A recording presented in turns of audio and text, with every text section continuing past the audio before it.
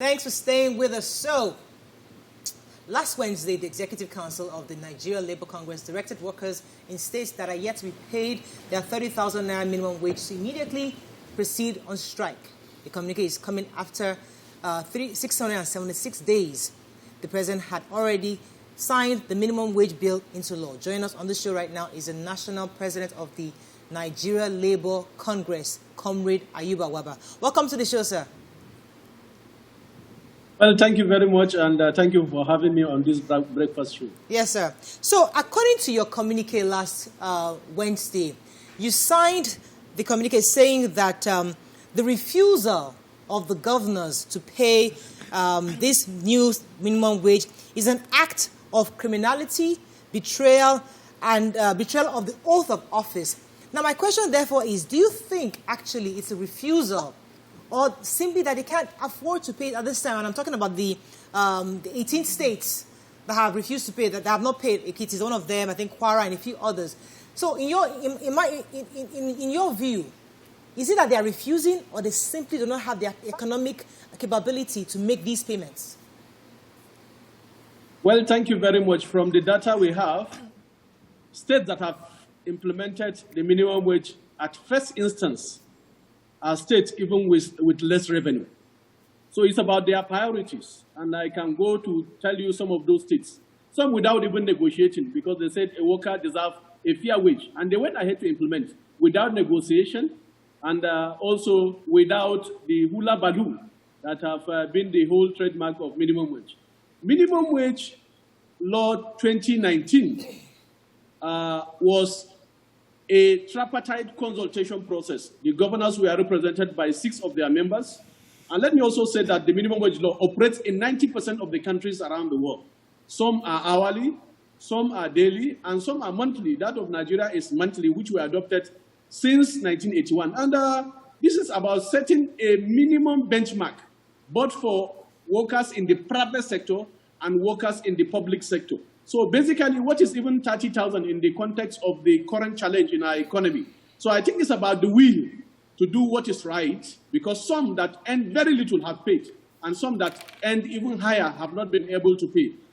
Those categories are into 3, because in most cases, we just seem to lump everybody under the same non-payment. Some have fully implemented, some partial implementation, right, and some no implementation at all. So these are the categories that we have, because some have actually gone ahead to implement. Possibly what is outstanding is the consequential adjustment, because right, if you increase that of level 1, then other grade levels also will have the effect.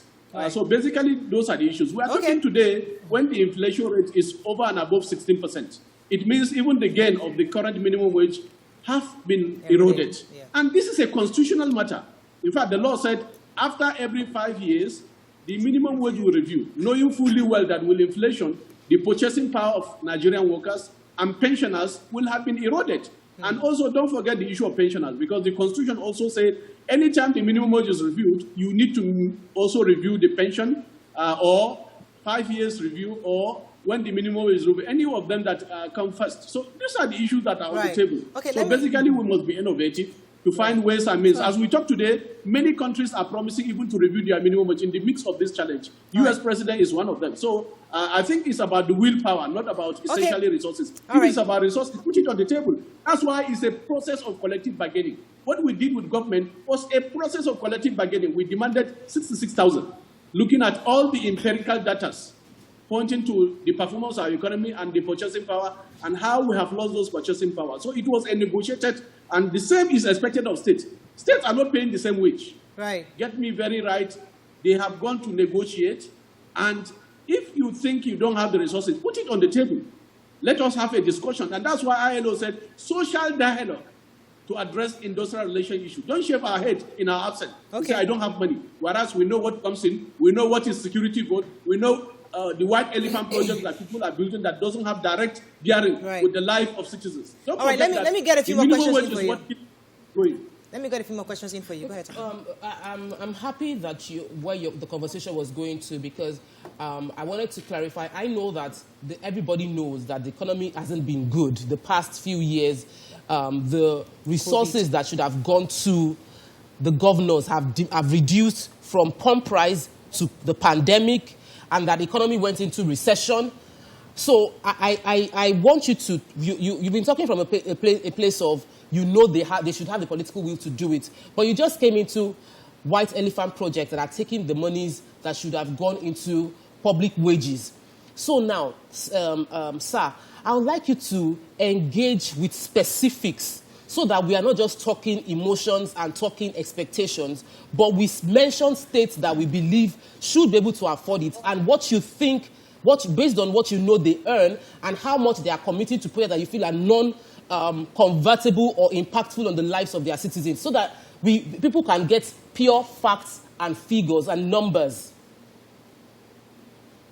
Well, thank you very much. As I said, at arriving at the 30,000 minimum wage, it was a process of social dialogue, where all the parties, organized private sector, the Governors Forum, the federal government, employers' organization, and organized labor met on the table for over 6 months to look at the various variables, including economic indices, before arriving at the 30,000 minimum wage. You remembered also when we were discussing the issue of the consequential adjustment with the federal government. In fact, almost all the states said they were waiting for the federal government to conclude the consequential adjustment. Go through your record, you will get all of this, and Nigerians will not forget. They said once the consequential adjustment is concluded with the federal government, they will go ahead to implement, and they will discuss with their workers. This is the premise for which we are making this submission. Don't also forget, this is not the first time that we have implemented minimum wage, and this is not also the first time we are in difficulty. Let me assure you that even in the midst of recession in 2008, Obama approved a new minimum wage to the American workers, because what stimulates the economy is actually when people are able to have a purchasing power, buying and selling. And therefore, if the economy is at a standstill, there is no disposable income, it then means also that you cannot be able to buy. And the reason along this line. And therefore, in the midst of this pandemic, in the midst of the challenge, we should be able to empower Nigerian citizens to be able to have the purchasing power that can stimulate our economy, and that can be done through the minimum wage. Because the impact of the minimum wage is not only for workers in the public and private sector. In fact, even artisans, you remembered anytime you also review the minimum wage, they will go ahead. If per day labor is used to be 1,500, they will say, no, okay, no, it's 2,000. So it has a multiplier effect. Even Mama Puts that sell tomato in the market, if before is 3 for 15 naira, she will say, okay, I will not sell 2, or I will add 1. This is the whole concept of minimum wage. And therefore, if we understand it from the Human Development Index, then it will be better for us. But not to say we don't have money. And let me also tell you that while we have said, go and negotiate with your workers, we know that the states are not on the same pedestal in terms of revenue that accrue to the states. Some have internal general revenue. Some depend solely on the federation account. And that's why I gave you the example of states that are listed on the revenue table. Borno is one of them. He's one of the first governors to implement the minimum wage. You say it's not even an achievement to be paying salary. This is where you have insurgency. This is where you know the revenue. But he said he can be able to pay. And he's one of the states that on monthly basis, he has a reserve of 2 months' salary. Because he doesn't want any shock where worker salary cannot be paid. And when he receives his allocation, the first payment he made is worker salary and pension. This governor that is paying 12 billion for gratuity of retirees, accumulated that he has made over 10 years. So it's about innovation. It's about people-centered approach to development. If they don't have resources, put it on the table. We have set time with that number. We are ready to do engagement. When you put your fact, we put our fact. That's why it's good to engage our states. When you engage them, the facts will be on the table, because it's not an avenue here to be calling state A have this resources. No, our state council have those data. And this is the way to go. That is why it's about negotiation. And this has been the tradition all through history. From 1991, no employer of labor will tell you he has excess. Even banks that are posting humongous profit, they will tell you there is no money. But we can see that they are posting more profit. Comrade, so workers have always been at the receiving end. Let me go on a quick break, sir, because, I mean, I could have sworn that these negotiations came about last time. But let's go on a quick break. We'll continue this conversation after the break. Stay with us. We'll be right back.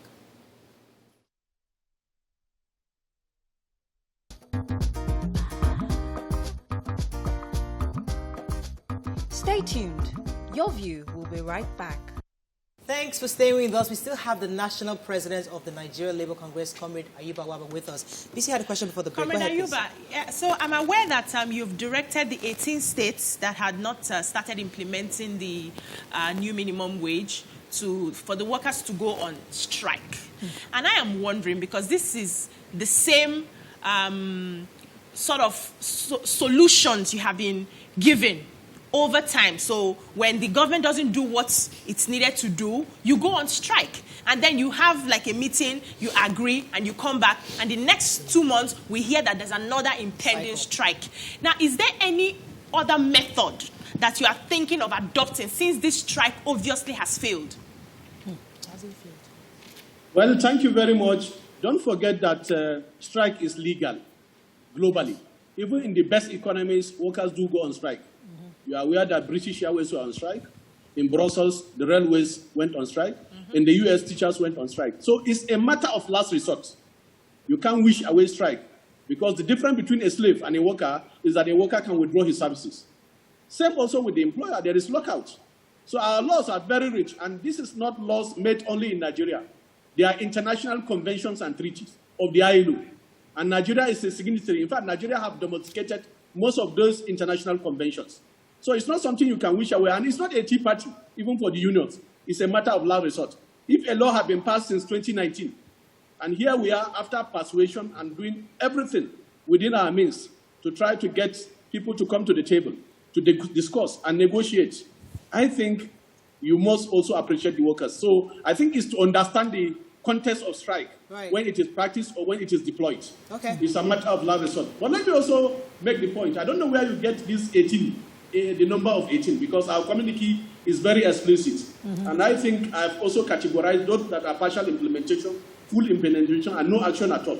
So I think basically is to rely on our communication, because all the states will be speaking to that issue, and they will go ahead to issue the necessary instruments. Please mention the states. Mention the states, yeah. And let me also make the point that, it's not all the governors that are in the same boat.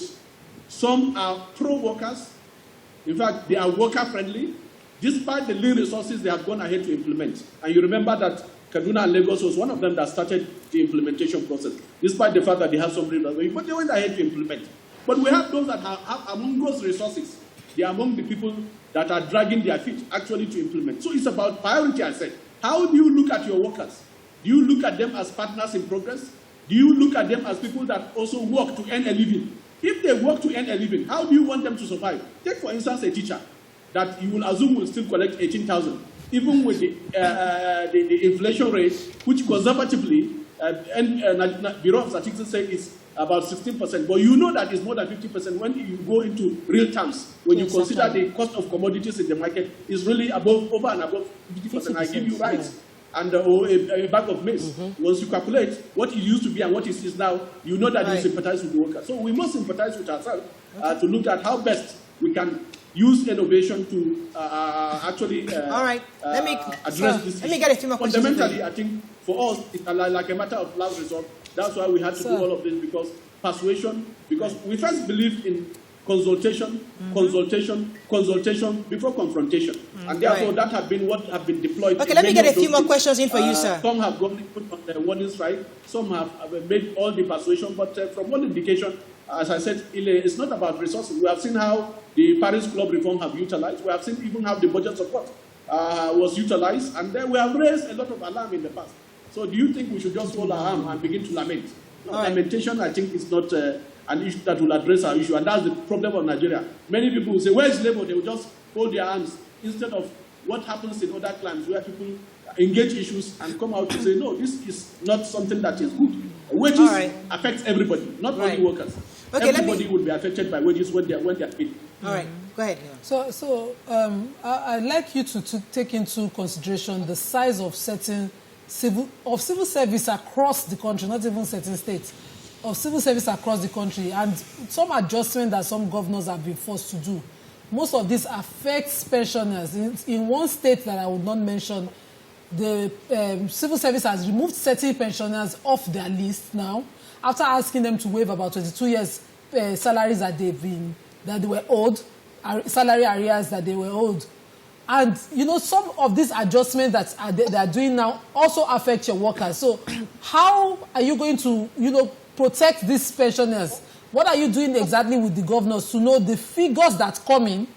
And maybe you do the distribution yourself so that you know exactly how many people this can cover before we get involved in negotiations. Yes, we can do this from Abuja. In each of the states, we have our affiliates. We have also a chairman and executive of the Nigerian Labour Congress, Trade Union Congress, Joint Public Service Negotiating Council in the public sector.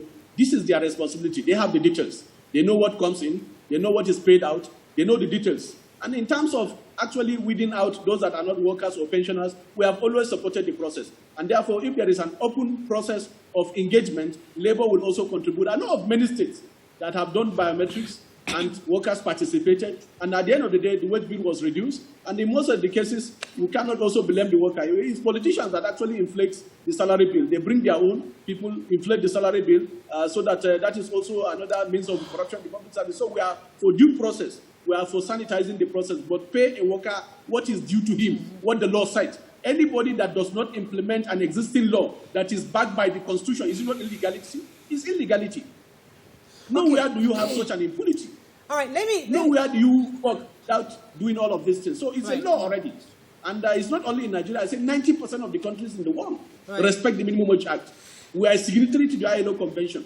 And that's why even from the first political dispensation in 1901, Shehu Shagari adopted and said, well, Nigeria cannot be behind.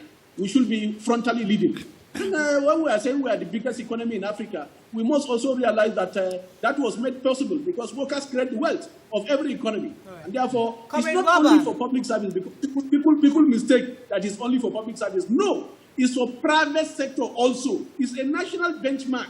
And that's why in the organized private sector, when we did that negotiation, the employers' organization were there. And that's why in every sector of the economy, in the private sector, they have a negotiating platform. From the food industry, to the manufacturing industry, to the hotel industry, to the construction industry, they have a negotiating platform where they will sit with their employers, negotiate, and then implement. And most of them have been doing that. So it's not only limited to the public service. That's why it's a national benchmark. So that you don't have we have to run off very soon, sir. And I'd like to touch on the issue of pump price, because the same communique for last week, Wednesday, demanded a downward review of the templates used in determining the pump price to stave off any imminent hike in petrol price. You and I know that we've all agreed to remove subsidy. So why is Labour still insisting or implying that there's an increase in pump price when we are expecting that it's supposed to be due to market forces? Could you please help us clarify that? Because Thank you very much. Thank you very much. Let me enlighten you and many Nigerians. Yes. The current template is based on import parity pricing method, which predisposes that all our domestic consumption for PMS will be imported. We are the only country among the OPEC countries of the world that adopted that policy, and that policy was imposed on us by IMF in 2003.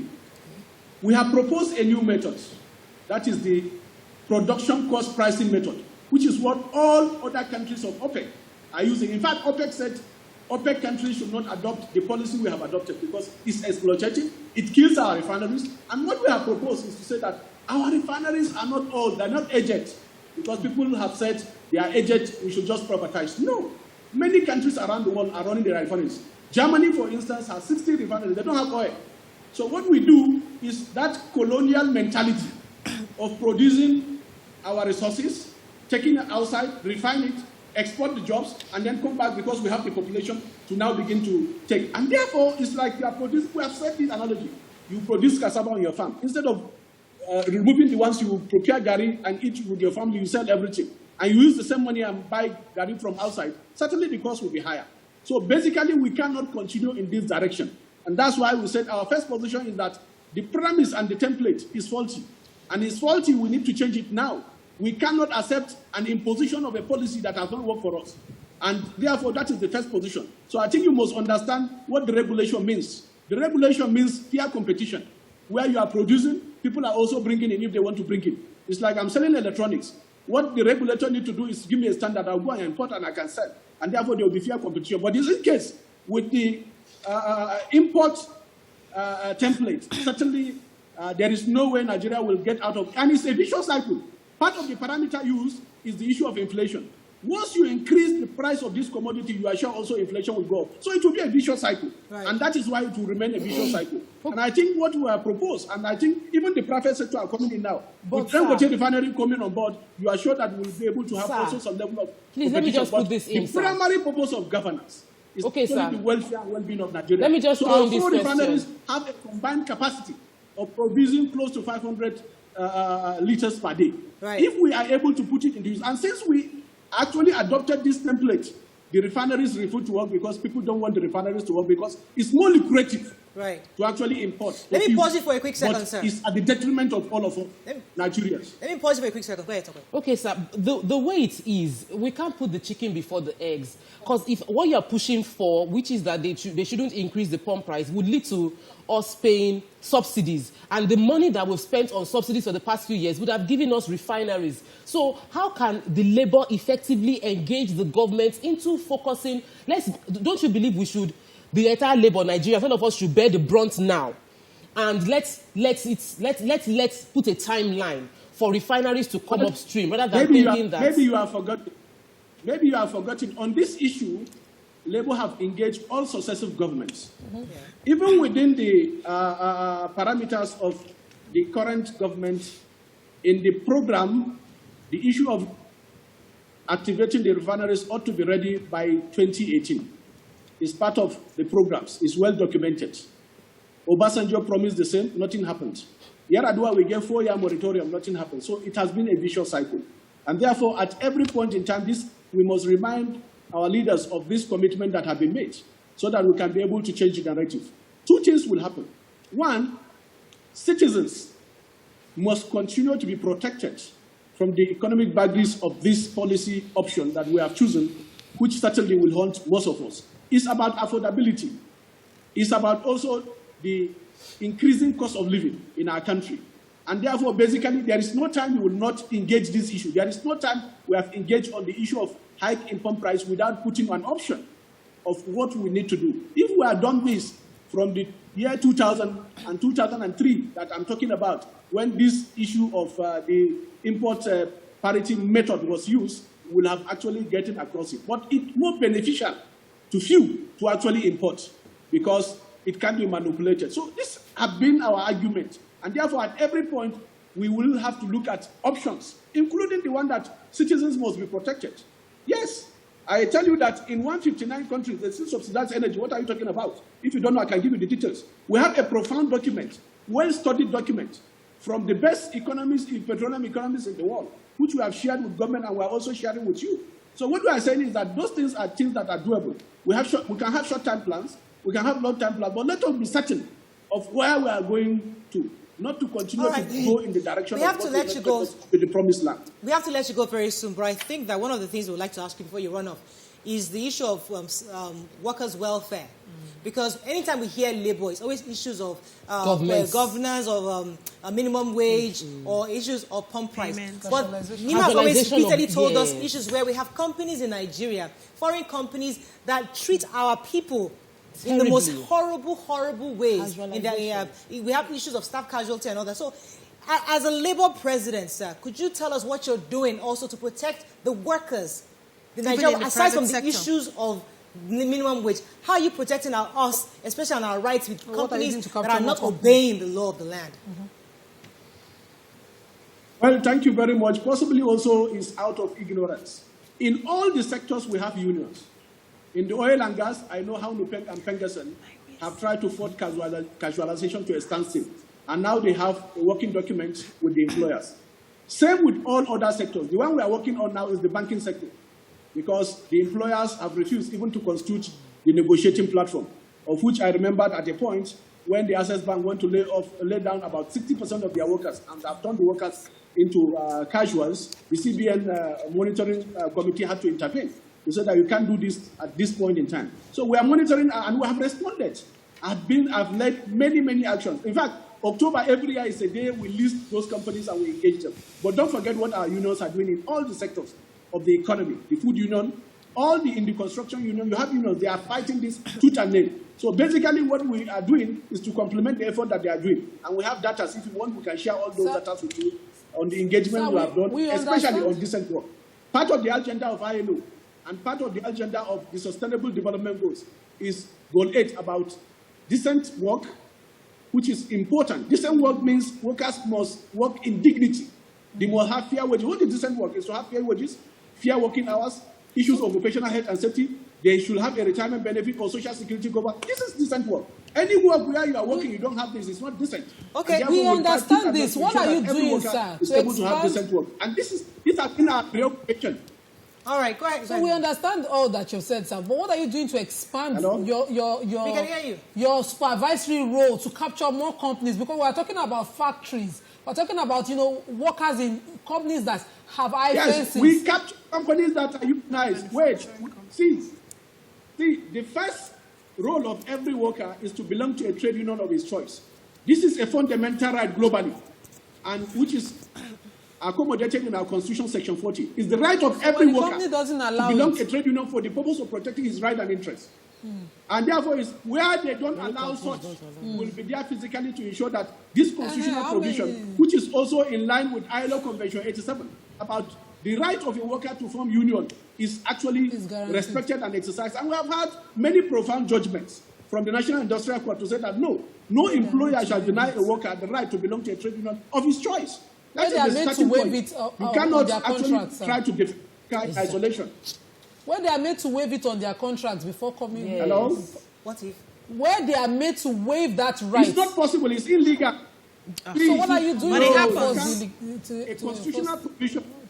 See, there is difference between a constitutional provision and a contract provision. Once that is brought to our notice, we have followed it up to the letter. So first, they should realize that it's a constitutional provision to allow workers to belong to trade unions. No contract can set aside a constitutional provision. The constitutional provision is more superior. It's also contained in our labor laws. So I think it's about ignorance, and workers are free to contact the unions that are operating in their respective industries and to report such companies. Okay. And we'll be ready to go ahead to make sure that they are unionized. Thank and you their so rights much, be sir. protected. Unfortunately, we have to wrap up at this time. Thank you so much. We enjoyed this session with you. I will be calling you back soon because definitely there will be updates on the issue of minimum wage. But thank you. We'll be speaking with the National President of the Nigeria Labour Congress, Comrade Ayuba Wabba. Thank you so much, sir, for joining us. Thank you, sir. Let's go on a break. When we come back, we'll move on to other topics. Stay with us. We'll be right back.